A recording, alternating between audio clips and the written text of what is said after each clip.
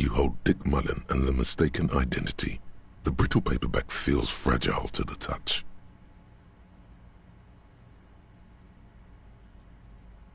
The cover features a pastiche of different scenes. In the foreground, a man in a dark overcoat clutches a pistol to his chest.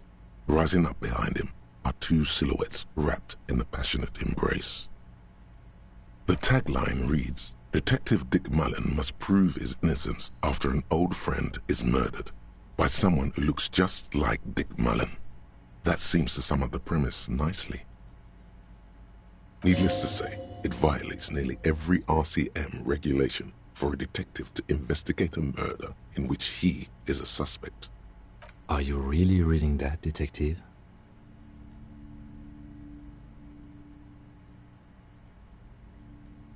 Good luck finding it. He's not much of a character, I think you'll find. Just a stand-in for the reader. The story opens with a knock at the door. Detective Dick Mullen is greeted by an old friend, Charlie Spillane, who's come to Mullen to ask a favor on this dark and cold night. Spillane needs Mullen to drive him in from Vespa to a small town along the Insulindian coast. Despite his friend's apparent agitation, Mullen does as he's asked, then returns home where he passes out drunk, as he does most nights. An extremely unprofessional and hurtful stereotype that's offensive to all upstanding officers of the law. 2 days later, Mullen is arrested by the Vespa police and charged with the murder of Charlie Spillane. At his interrogation, Mullen learns that Charlie Spillane was shot in a bar in the very town Mullen dropped him off in by a man matching Mullen's description. Desperate to clear his name, Mullen manages to convince the Vespa police to release him for 3 days so that Mullen may solve his friend's murder and prove his innocence.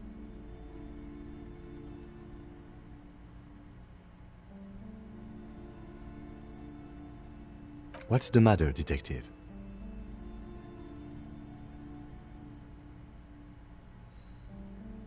The lieutenant shrugs, resigned to the idea that his profession will rarely, if ever, be accurately represented in art and literature. They're not shitting you, detective. This is what the writers think passes for police procedure. Of course, Mullen didn't do it. That's the whole premise of the book. Anyway, Mullen returns to the seaside bar where Spillane was murdered and meets a beautiful, mysterious woman named Diana Deneva. And not just any dame. She's truly one in a million, a knockout whose mind is as dangerous as her curves. But she's got a secret. Secrets are the currency of human relations. Your secrets are unknown even unto you. So does that make you a rich man or a beggar?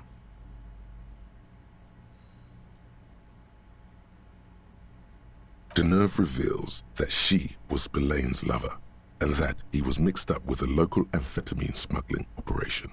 As soon as Mullen begins pulling at strings, the whole conspiracy begins to unravel.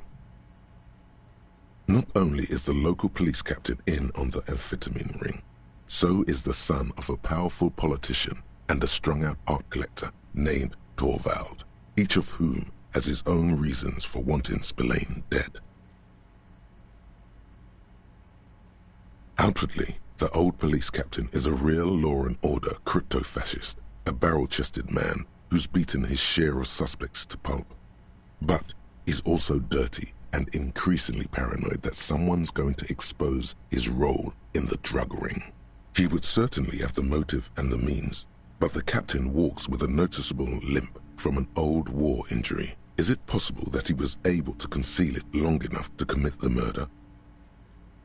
A typical privileged twat. In all likelihood, he's just in over his head. He does bear a personal grudge against Spillane, though, a former prosecutor who nearly brought down his father's administration. The kid doesn't exactly have Dick Mullen's manly build, but he is the correct height, and while interrogating him at his home, Mullen did notice a certain overcoat that looks suspiciously like his own. Torvald, the art collector, is a strung-out mess. Frankly, it's hard to imagine him holding a pistol steady enough to actually hit someone, let alone plug them 3 times in the chest the way Spillane did.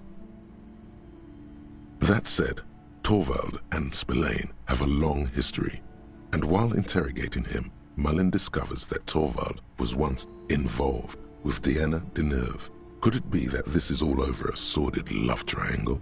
One evening, Diana Deneuve comes to Mullen's hostel room in tears. The two of them drink half a bottle of vodka, and soon they're seeking comfort in each other's arms. Well, that testimony won't be admissible any longer.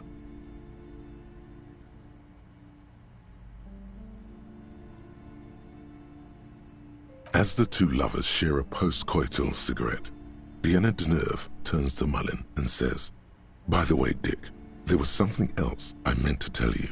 I love you." Whatever it is, Mullen never hears the words. A blow to the base of his skull knocks him out cold instantly.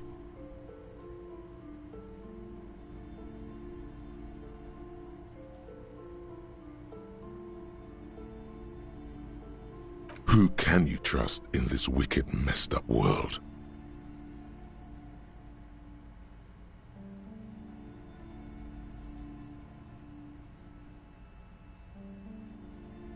That's exactly what Dick Mullen says in Dauntless Dick and the Fatal Appointment. Speaking of, your gut's seen better days. It's a cesspool of burbling acids and noxious fumes, the kind of thing the government might declare a zone of irredeemable catastrophe.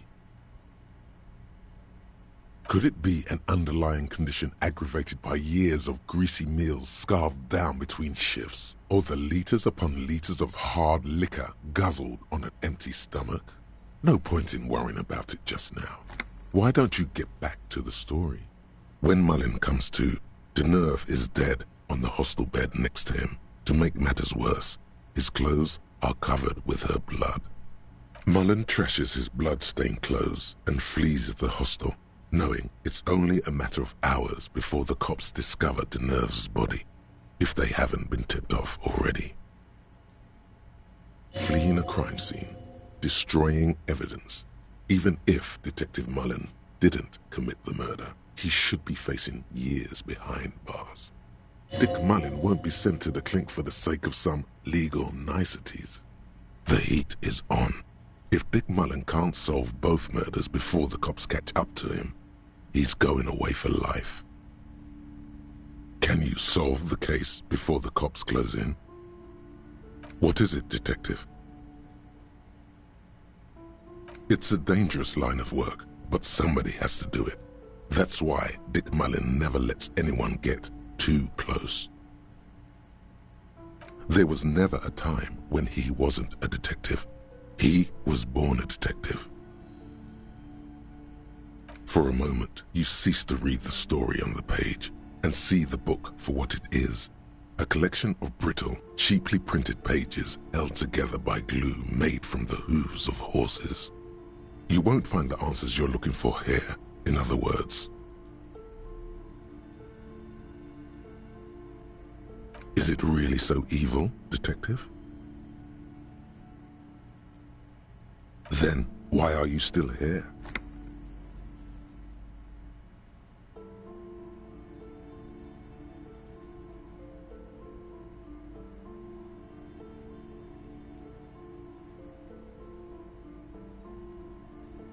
Just make sure you don't lose him.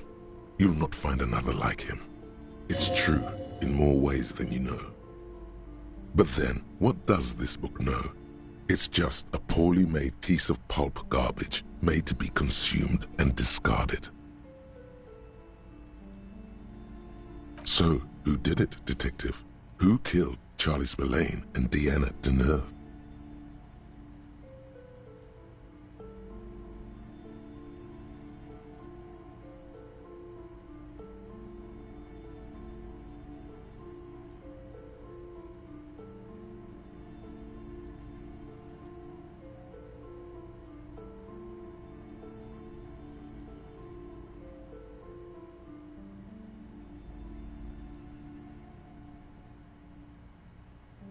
Could be.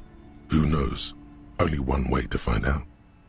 You begin furiously flipping through pages. Even as you know these books follow a series of well-worn tropes, you find yourself completely engrossed. You're turning pages so fast, you don't even notice the ancient spine coming unglued. You try to grab the pages as they come loose, but your fingers aren't quick enough. They're gone. Dozens of pages scatter across the floor. The last fifth or so of the book seems to have been lost. It's possible that you could gather and reassemble the pages, but it would take way too long. Too bad, Detective. If it's any consolation, the resolution is almost never very satisfying. And on that note, perhaps we should get back to making sense of our own case. In your hand, you hold 4/5 of Dick Mullen and the mistaken identity.